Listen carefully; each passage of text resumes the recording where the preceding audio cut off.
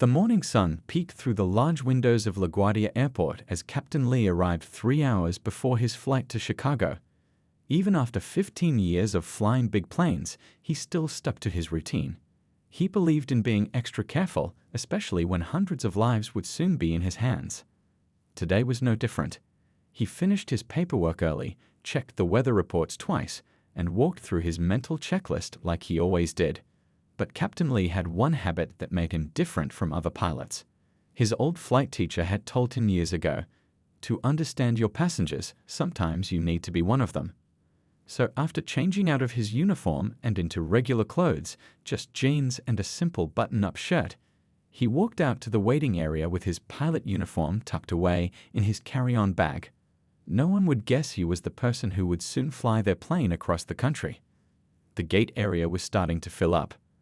A mom tried to keep her toddler entertained with a colorful toy. An older couple shared a bag of pretzels. 2 college students with headphones bobbed their heads to music only they could hear. Captain Lee took a seat near the window where he could watch both the people and the planes. He pulled out his phone and looked at pictures of his daughter's science fair project from last night. The model volcano had worked perfectly, covering their kitchen table with red-colored lava. His wife had sent him a video of the moment, and he couldn't help smiling as he watched it again. The loudspeaker crackled with announcements about other flights, while ground crew scurried around the plane that would soon be his responsibility. Captain Lee watched their movements with a professional eye, noting how they loaded the luggage and checked the outside of the aircraft. "Excuse me, is this seat taken?" asked a friendly voice. An older woman with silver hair stood beside the empty chair next to him. Captain Lee smiled and gestured for her to sit down. "First time flying?"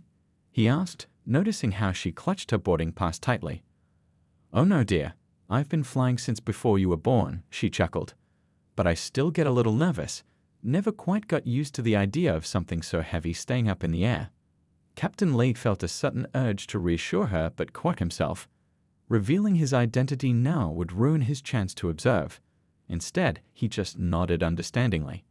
The gate area grew more crowded as flight time approached. The air buzzed with conversations, laughter, and occasional complaints about delays or baggage fees. This was what Captain Lee loved about his pre-flight ritual, hearing the stories, watching the faces, understanding who his passengers were before they became seat numbers. His attention shifted to a group of 3 men in expensive business suits who had just arrived at the gate. They spoke loudly into their phones, making sure everyone heard about their important meetings and big deals. They took seats not far from Captain Lee, their voices carrying across the waiting area. "This Chicago trip is such a waste of time," said the tallest one as he put away his phone. But the client insisted on face-to-face. "At least we got good seats," replied another, checking his watch.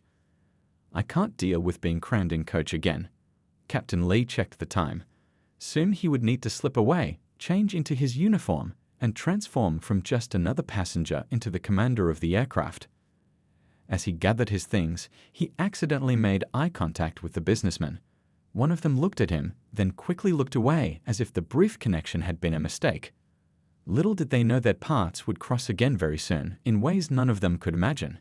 As Captain Lee stood up to leave the waiting area, he had no idea that this ordinary flight was about to become one he would never forget. Captain Lee was about to head to the crew area when the boarding announcement for his flight crackled over the loudspeaker. People began shuffling around, gathering their belongings, checking their boarding passes one last time. The 3 businessmen in their expensive suits stood up, straightening their ties and jackets as if preparing for a photo. "First-class boarding for Flight 247 to Chicago will begin momentarily," announced the gate agent. The tallest businessman glanced at his watch and sighed loudly. "Finally, I need a drink before takeoff." His friend laughed. "You always need a drink before takeoff. Remember that time you nearly missed our flight to Boston because you wouldn't leave the airport bar?" They continued chatting as they moved toward the priority boarding line, cutting in front of an elderly couple who had been waiting there. Captain Lee noticed, but kept his distance. In 15 minutes, he would be responsible for everyone on that plane, including these men. For now, he was just another observer. As Lee gathered his carry-on to head to the crew area, one of the businessmen bumped into his shoulder hard enough to make him step back. "Watch it," the man muttered without looking back. The businessman's friend chuckled. "Take it easy, man. Not worth missing our flight over." The third businessman, who hadn't spoken much until now, lowered his voice, but not enough. "What's with all these people in the priority line anyway? I paid extra for first class to avoid this crowd." The tallest one looked around and then leaned in. "You know how it is these days. Everyone gets special treatment whether they earned it or not." As the three men laughed, their eyes drifted toward Captain Lee, who was still standing nearby. Their meaning couldn't have been clearer. One of them gave him a dismissive once-over, taking in his casual clothes and dark skin, then turned back to his friends. "Bet you anything he's sitting in first class too. Probably some diversity program upgrade." The words hung in the air like a bad smell. A woman standing nearby frowned at them, while an older man shook his head disapprovingly. But the businessman didn't notice or didn't care. Captain Lee took a deep breath. In his 15 years of flying, he'd encountered attitudes like this more times than he cared to remember. Usually not so openly, but sometimes even worse. Early in his career, he had tried confronting such behavior, but experience had taught him that some lessons were better delivered differently.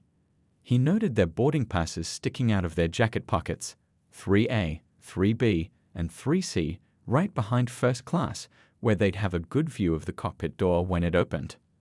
As the businessman moved forward in the priority line, Captain Lee slipped away toward the crew entrance. He had about 10 minutes to change into his uniform and complete his pre-flight checks with the co-pilot.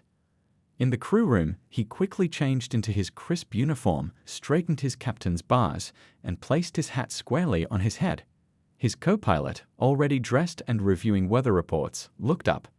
"Everything okay, Captain? You've got a look on your face." Captain Lee smiled slightly. "Just the usual. Some passengers who might be surprised to see who's flying their plane today." The co-pilot nodded knowingly. They'd flown together enough times that words weren't always necessary. As they walked toward the aircraft, Captain Lee thought about the businessmen settling into their seats, probably ordering those pre-takeoff drinks they'd mentioned. They had no idea that the man they'd just insulted would soon hold their lives in his hands, responsible for every decision that would carry them safely through the skies.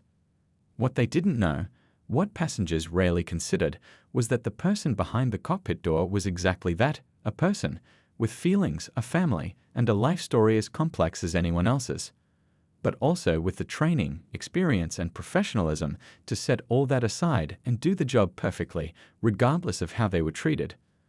Little did those men know what the next few hours would bring. Captain Lee entered the cockpit with a focused mind, pushing aside the encounter with the businessman. The cockpit always felt like home to him, the familiar smell of coffee and electronics, the gentle hum of instruments, the view of the sky waiting for him. This was his space, where skill and experience mattered more than anything else. "Morning, Captain," greeted the first officer, a younger pilot who had been flying with Lee for about 6 months now. "Weather looks good until we hit the Midwest. Might get bumpy over Indiana." Lee nodded, settling into his seat and beginning his pre-flight checklist. "Let's double-check those forecasts again. Something felt off about that last report." While the first officer made the call to meteorology, Lee reviewed the passenger manifest.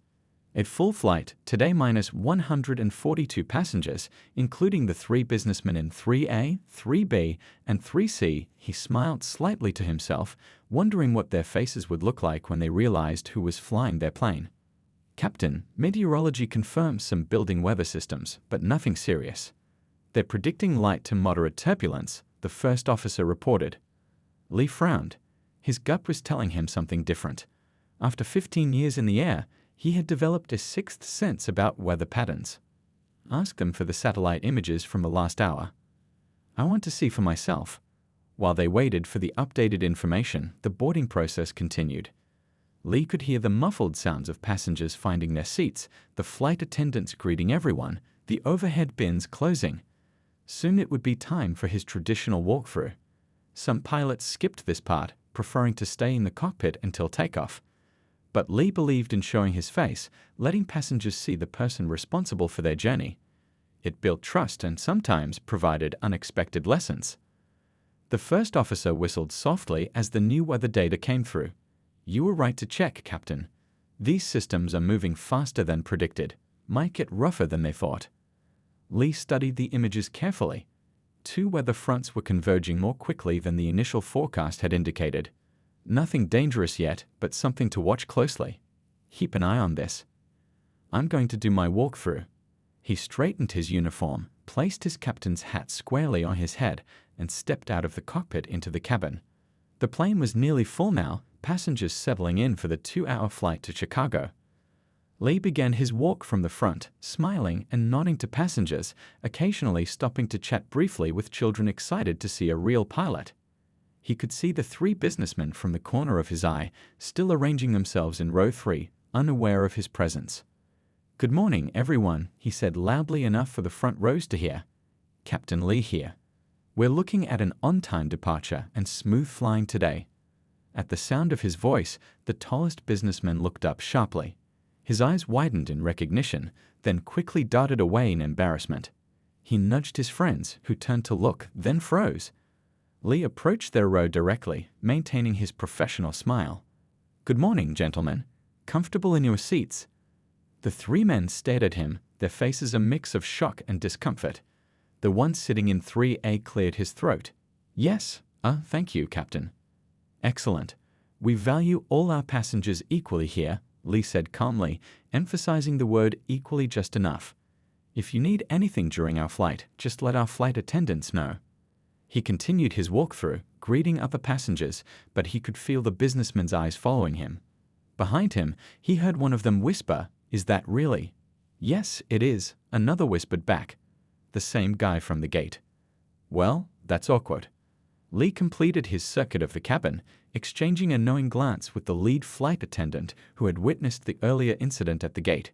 She suppressed a smile as he headed back to the cockpit. As he settled back into his seat, the first officer looked at him curiously. "Everything okay out there? You've got an interesting look on your face." Lee smiled as he reached for his headset. "Just another day of challenging people's expectations. Now, let's take another look at those weather patterns. I've got a feeling we might need to adjust our route." Little did Lee know how important that feeling would prove to be. Back in the cockpit, Captain Lee studied the weather maps with growing concern. The 2 storm systems were moving faster than anyone had predicted, nearly doubling their speed in the last 30 minutes. This wasn't just unusual, it was rare enough that he'd only seen it happen twice in his 15-year career. "Air traffic control just sent an update," the first officer said, handing him a printout. 3 flights ahead of us are reporting severe turbulence where there shouldn't be any." Lee frowned as he read the report. "Call the dispatcher. We need to talk about rerouting." While the first officer made the call, Lee thought about the 142 passengers behind him, families heading home, business people going to meetings, people visiting loved ones, all of them trusting him to make the right decisions. The flight dispatcher's voice came through their headsets. "Captain, we're seeing the same data. That route isn't going to work today." "What are our options?" Lee asked, already calculating alternatives in his head. "We can delay the flight 2 hours until it clears, or we can reroute north, adding about 40 minutes to your flight time." Lee thought about the connecting flights many passengers would miss with either option. What about going south, then cutting back northwest after we clear the system? Silence on the line. "Then, that's tight, Captain, really tight. You'd be threading the needle between 2 dangerous systems." "I've done tighter," Lee replied, remembering a particularly challenging flight through mountain weather 3 years ago. "Send me the coordinates. I want to see the margins we're working with." As new data appeared on his screen, Lee studied the narrow corridor that might allow them to reach Chicago safely and on time. It would require perfect flying and constant adjustments, but it was doable. Just barely. "What do you think?" he asked his first officer, pointing to the small gap between the weather systems. The younger pilot studied it carefully before answering. "It's tight, but with you flying, I think we can make it." Lee nodded, appreciating the vote of confidence. "Let's do it. Tell the dispatcher we're taking the southern route with the northwest cut back." While the first officer relayed their decision, Lee prepared the pre-flight announcement for the passengers. They deserved to know there might be some turbulence, but he was careful not to cause unnecessary worry. "Ladies and gentlemen, this is Captain Lee speaking," he began, his voice calm and steady over the intercom. "We're almost ready for departure. but I wanted to let you know we've adjusted our route slightly due to some weather systems in our path. We're still expecting an on-time arrival in Chicago, though we might experience some light turbulence along the way. Please keep your seatbelts fastened when seated, and we'll do our best to make this a smooth flight for everyone." In row 3, the three businessmen exchanged glances as they listened to the captain's voice. The tallest one shifted uncomfortably in his seat, while another pretended to be deeply interested in the safety card. The third simply stared straight ahead, his earlier arrogance replaced by something that looked almost like shame. A flight attendant passing by noticed their discomfort. "Everything okay, gentlemen?" "Fine," the tallest one muttered. "Just wondering about this weather the captain mentioned." "Oh, you're in good hands," she replied with a knowing smile. "Captain Lee is one of our best. If anyone can find a smooth path through rough weather, it's him." As the plane pushed back from the gate and taxied toward the runway, Lee focused entirely on the task ahead. Years of training had taught him to compartmentalize, to put aside personal feelings, distractions, and even the memory of those disrespectful comments. Right now, nothing mattered except getting these 142 people safely to Chicago. What Lee couldn't know was how quickly his skills would be put to the ultimate test, or how the men in row 3 would soon be grateful for the very man they had dismissed just an hour earlier. The plane climbed smoothly through the clouds, the powerful engines humming as Captain Lee guided the aircraft to its cruising altitude. For the first 30 minutes, the flight was perfectly calm, blue skies above the cloud layer, sunshine streaming through the cockpit windows, and not a bump to be felt. "Looks like those weather reports might have been overly cautious," the first officer commented, checking the instruments. Lee shook his head. "Don't get comfortable yet. The real test comes when we make that turn northwest. That's where these systems are dancing together." In the cabin, passengers had settled into their routines. Some dozed off, others worked on laptops, and a few watched movies on the screens in front of them. The flight attendants moved efficiently through the narrow aisles, serving drinks and snacks. In row 3, the businessmen had fallen unusually quiet. The tallest one, who had been so vocal at the gate, kept glancing toward the cockpit door. Finally, he leaned over to his friend. "Maybe I should say something to him after we land. You know, apologize." His friend looked surprised. "Since when do you apologize to anyone?" "Since I realized I might have been a jerk to the guy who's flying our plane," he muttered. The third man snorted. "What, you think he's going to crash us on purpose because you were rude?" "Of course not," the first man snapped. "It's not about that. It's about—" He stopped, unsure how to explain the uncomfortable feeling that had been growing inside him since he recognized the captain. Their conversation was interrupted by a sudden jolt that sent their drinks splushing. The plane dipped slightly, then steadied. The captain's voice came over the intercom, calm and reassuring. "Folks, we're hitting some of that turbulence I mentioned earlier. I've turned on the fasten seatbelt sign, so please return to your seats if you're up and about. Our flight attendants will be pausing service for a bit. We should be through this rough patch in about 15 minutes. In the cockpit, Lee and his first officer were seeing something very different from what Lee had just described to the passengers. The weather radar was lighting up with rapidly intensifying storm cells that hadn't been there 5 minutes ago. The two weather systems weren't just meeting, they were colliding and strengthening each other in a way that meteorologists had failed to predict. "Air traffic control, this is Flight 247, Lee said into his radio. "We're seeing significant weather development at our position. Requesting immediate clearance to climb to 38,000 feet and deviate 30 degrees north of our filed route." The controller's voice came back instantly. "Flight 247, I have 3 other aircraft reporting the same. Cleared as requested. Use caution, we have aircraft at 39,000 feet. Lee's hands moved steadily over the controls, beginning the turn while simultaneously starting a climb to higher altitude. His movements were precise, unhurried, despite the urgency of the situation. Years of training had prepared him for exactly this kind of challenge. The plane shuddered as they encountered the edge of the turbulence. In the cabin, the casual jolts had become more pronounced. A few passengers gripped their armrests, while others exchanged nervous glances. The 3 businessmen in row 3 sat rigid in their seats as the aircraft bucked beneath them. "This is getting bad," whispered the third businessman, his earlier confidence evaporating. The lead flight attendant made her way carefully up the aisle, checking that everyone was properly secured, then strapped herself into the jump seat near the cockpit. She had worked with Captain Lee enough times to know that if he said to sit down, things were serious. In the cockpit, the weather radar showed a narrow path still open between the storm cells, but it was closing fast. Lee's eyes darted between the instruments and the darkening sky ahead. They were heading into the heart of something dangerous, something unpredicted. "We might need to warn the passengers," the first officer suggested quietly. Lee nodded, his expression grave. "Not yet. Let's see if we can climb above this first. No need to scare them if we can avoid it." What neither of them knew was that the worst was still to come, and that very soon everyone on board would understand just how much their lives depended on the skill of the pilot they had so casually dismissed. The sky outside had turned an ominous dark gray, almost purple in places. Inside the plane, the lights flickered once, then stabilized. Captain Lee's hands remained steady on the controls as the aircraft shook violently around him. "That path is closing fast," the first officer said, his voice tight but controlled. "We've got maybe 2 minutes before it's completely gone." Lee nodded, his eyes never leaving the instruments. "We'll make it. Start the turn now and increase our rate of climb." The plane banked sharply to the right, still climbing. In the cabin, passengers gasped as the sudden movement pushed them into their seats. A child started crying somewhere in the back. An unused coffee cup rolled down the aisle.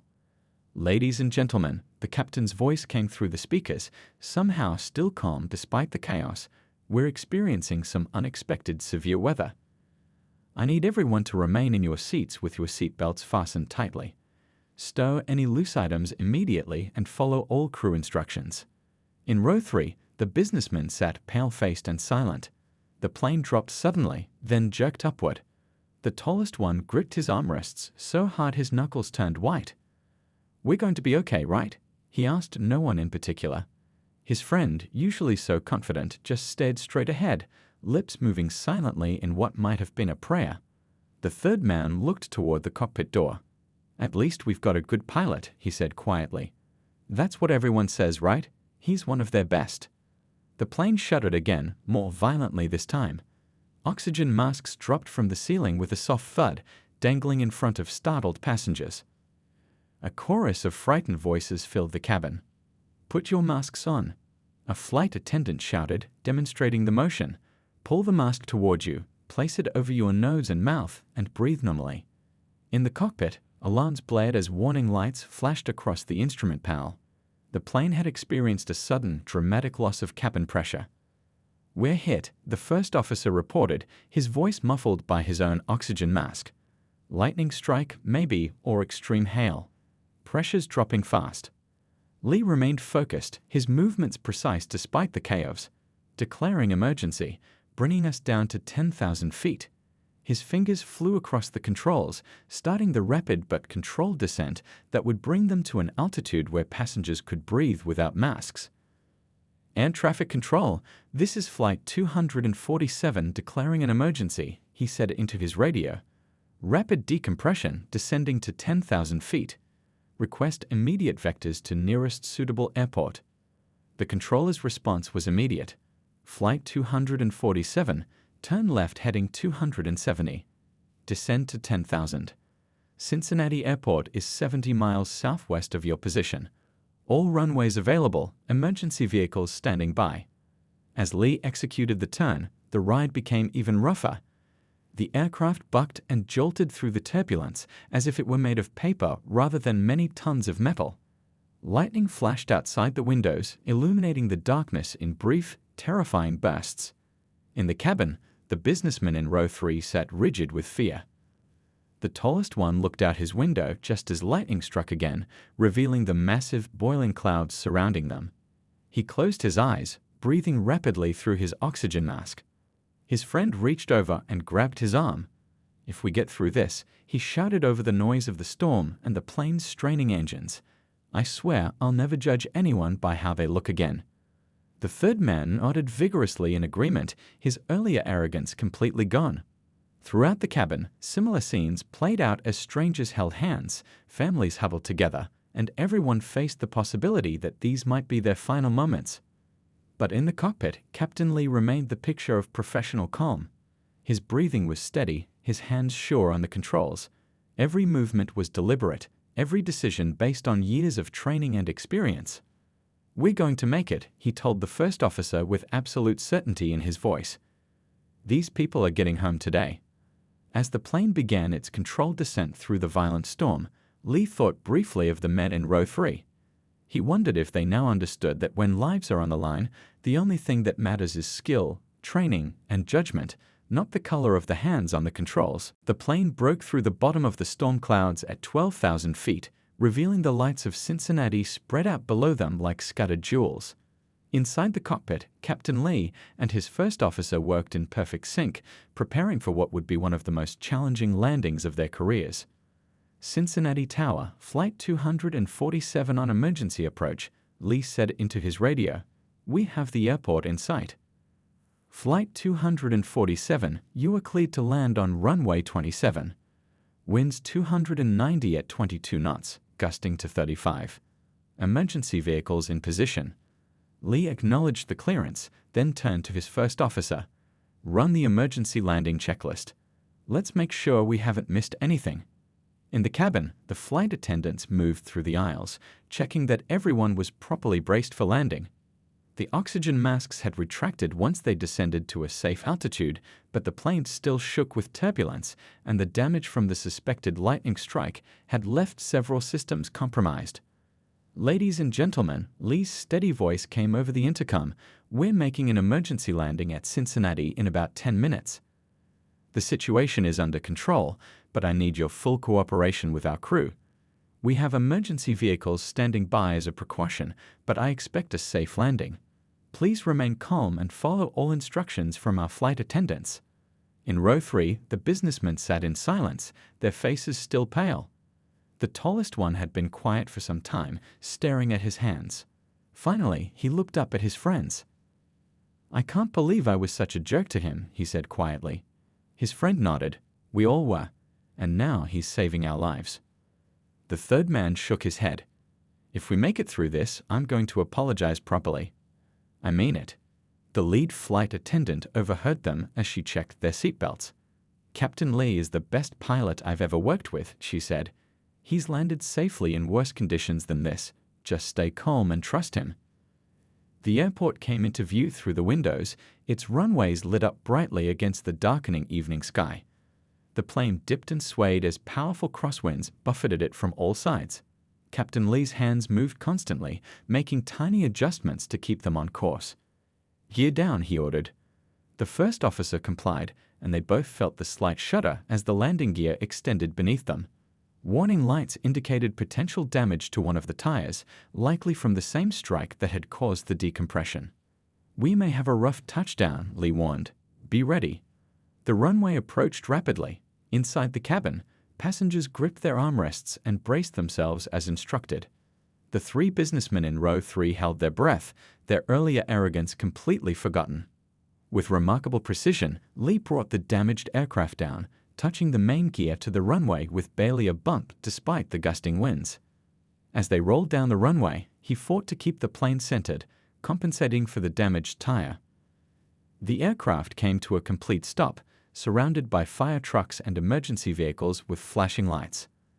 A collective sigh of relief swept through the cabin, followed by spontaneous applause. Some passengers wept openly, others hugged complete strangers sitting next to them. After ensuring all systems were properly shut down, Captain Lee stood up from his seat. He was tired but satisfied. Every single person on board was safe. That was all that mattered. As passengers filed slowly off the plane, many stopped to thank him personally. When the 3 businessmen from row 3 approached, they looked different somehow, humbled in a way that went beyond the shared trauma of the emergency landing. The tallest one stepped forward, extending his hand. "Captain, I don't know if you remember us from before boarding, but—" "I remember," Lee said simply, accepting the handshake. "What we did, what we said, it was inexcusable," the man continued, his voice catching. "And then you saved our lives. All our lives. I don't even know how to begin to apologize. Captain Lee looked at the three men thoughtfully. You know, up there, when things get rough, all that matters is skill and training. Not the color of someone's skin, not where they come from, not how they look. The men nodded, clearly ashamed. Learn from this, Lee said, not unkindly. Not just about me, but about everyone you meet. That's all the apology I need. As the businessmen walked away, visibly moved, the first officer came up beside Lee. Think they learned their lesson. Lee watched them go, then smiled slightly. Today they did. And sometimes that's enough to start changing a mind.